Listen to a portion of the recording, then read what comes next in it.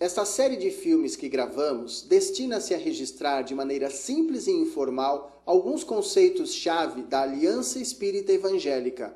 Portanto, dirige-se a pessoas que se interessam pela proposta da Aliança como um programa de ação do espiritismo religioso que pode contribuir significativamente para o progresso social.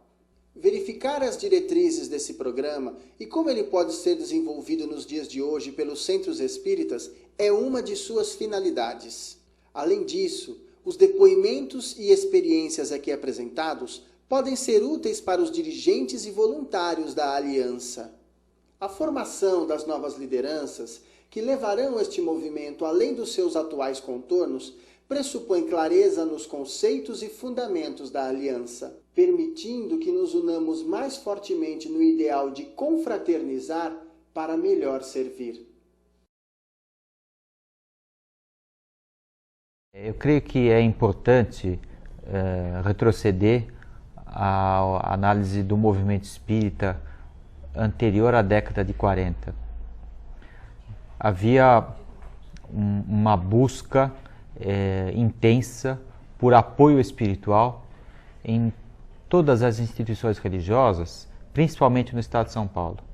Era uma fase em que a população da cidade, do estado como um todo, inchou.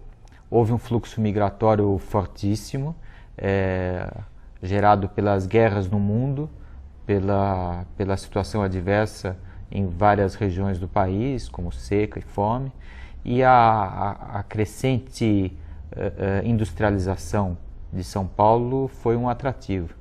E isso tornou o acúmulo de população, principalmente de imigrantes, que num determinado ponto precisavam sobreviver, encontravam aqui oportunidades de trabalho, mas nunca mais iam ver os seus familiares, a sua terra, os seus costumes, nunca mais iam ouvir o seu idioma original.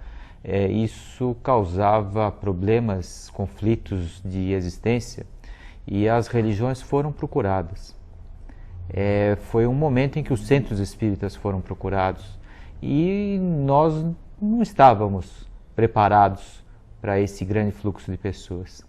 Descreve-se a época em que os centros espíritas distribuíam senhas em filas de pessoas às suas portas para que pudessem ser atendidas, e ainda assim isso franqueava a presença a sessões de materialização, a palestras, alguma coisa que não atendia essa procura por apoio espiritual.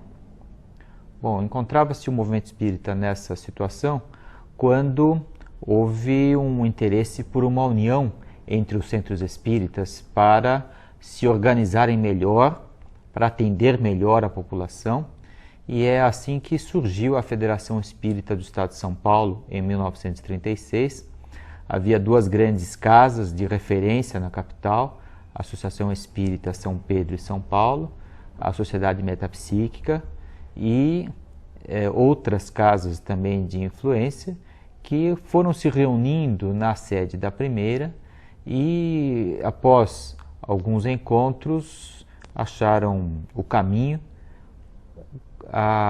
acharam como caminho, como solução, a criação da federação. E a federação passou a atender as pessoas também na forma de um centro espírita de grande movimento, utilizando da experiência das pessoas dessas várias agremiações espíritas, mas havia um inconveniente, né? A multiplicidade da experiência das pessoas. Cada um tinha uma experiência, cada um tinha um jeito de atender, de trabalhar, não se encontrava uma solução para o melhor modo de atender as pessoas, que continuavam fazendo filas às portas. Bom, essa época coincide com o advento do Edgar Armon na direção da FEESP, no cargo de secretário-geral, e a sua disciplina, autodisciplina e a capacidade disciplinadora que foram adquiridas ao longo de toda uma vida de serviços públicos na Força Pública do Estado de São Paulo, abrindo estradas Enfim, isso tudo trouxe um senso de organização à nascente Federação Espírita. E o Armon, nós imaginamos, lendo relatos da época, vendo as condições originais dos centros espíritas da década de 30 e 40, e que ele utilizou o bom senso para, primeiro, entender o plano espiritual. Bom, identificou médiuns entre aquelas centenas de pessoas que procuravam a federação, médiuns que haviam organizado um pouco a prática mediúnica às custas do seu próprio esforço, da sua própria experiência, e pediu que eles observassem o que se passava no plano espiritual. E as descrições que vieram, muito interessantes, principalmente o relato das equipes do plano espiritual que se organizavam para atividades as mais diversas. Então, por exemplo, estes médiuns informavam que no plano espiritual vinham grupos de espíritos vestidos como soldados da Idade Média. E eles tinham uma meta, uma finalidade em comum, era de organizarem o esforço de defesa e segurança do ambiente espiritual da Federação. Estes soldados, nas suas experiências milenares, haviam adquirido a capacidade de organizar-se para a defesa, para a proteção, para a segurança, e essa técnica eles empregavam principalmente por ocorrência de ataques de hordas de espíritos inferiores que planejavam destruir os trabalhos da Federação. E esses espíritos da Idade Média apareciam e conseguiam proteger a Federação de maneira adequada. Quando havia atendimento ao público, verificava-se grupos de índios brasileiros que tinham a capacidade de manipular fluidos do ambiente, que tinham capacidade de auxiliar na organização dos ambientes, deixando-os serenos em condições de atendimento. E assim outros grupos espirituais foram descobertos, se descobriu hindus, árabes, abolicionistas, republicanos, médicos homeopatas, e eles foram se identificando como grupos fraternais, ou seja, descobriu-se as fraternidades do espaço. E o Armon percebeu uma coisa muito interessante. Do ponto de vista organizacional, o plano espiritual se divide em equipes orientadas por tarefas. Ou seja, existe um planejamento na forma como atender, e o que é importante não é a pessoa, não é o grupo de pessoas, é a tarefa a ser empregada. E os espíritos que têm maior experiência e afinidade para se organizarem no cumprimento daquela tarefa, eles são convocados para isso. Isso deu ao Armon a inspiração de que, para ajudar o plano espiritual, nós encarnados devemos nos organizar da mesma maneira. Então ele concebeu um plano de trabalho onde nós também nos dividimos em equipes orientadas por tarefas. Listou as tarefas, que seriam atender pessoas, recebê-las com atenção, anotar as suas dificuldades, encaminhá-las para ouvir uma mensagem baseada no Evangelho, organizar pessoas que tinham capacidade de doar fluidos benéficos do ponto de vista espiritual, e pessoas que tinham capacidade de organizar esses dados. Então, tudo isso montou-se equipes de trabalho que hoje nós reconhecemos como as equipes que recepcionam o assistido, que fazem o lançamento de entrevistas e lançamento de anotações em entrevistas, que fazem análises junto com o plano espiritual, organizando grupos de médiuns de consulta espiritual, né, ou seja, de intercâmbio espiritual, e principalmente as atividades de preleção aos assistidos e de aplicação de passes magnéticos. Então, o que hoje nós entendemos como assistência espiritual em moldes padronizados, nasceu da necessidade de nós encarnados nos organizarmos melhor para atender aquela multidão de pessoas que buscava as casas religiosas, em particular os centros espíritas, à busca de orientação, de uma estrutura interna para prosseguirem as suas vidas. Assim nasceu a assistência espiritual padronizada.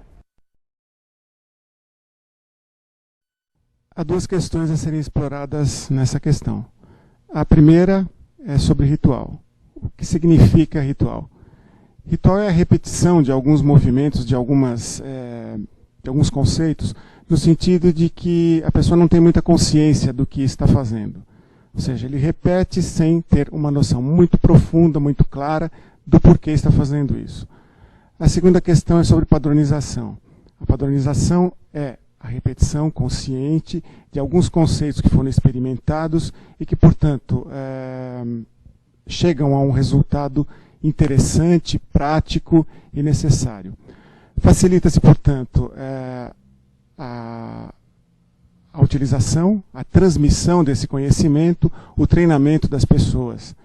No meu entender, ritual e padronização são duas coisas distintas e que não se aplicam à padronização que é praticada nos moldes de trabalhos da Aliança Espírita Evangélica. O Eduardo comentava há pouco sobre a história do movimento espírita no final dos anos 30 e começo dos anos 40. No início dos anos 40 teve um fato muito importante na FESP. Ela estava ganhando importância no movimento espírita paulista e brasileiro e surgiu um trabalho de grande relevância, que foi as vibrações coletivas em benefício principalmente das pessoas necessitadas em função da Segunda Guerra na Europa. E esse trabalho ele teve uma grande repercussão no plano espiritual.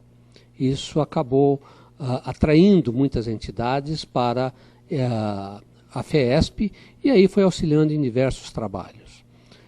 Nesse momento, Armon estava empenhado em pesquisar profundamente a mediunidade, começou a pesquisar os passes e isso daí acaba atraindo então pessoas interessadas no assunto. E Pasteur foi uma das entidades que se aproximou desse trabalho. E a colaboração dele foi muito significativa, tanto que Armon, com o passar do tempo, fazendo uma homenagem a essa entidade, denominou os passes de tratamento.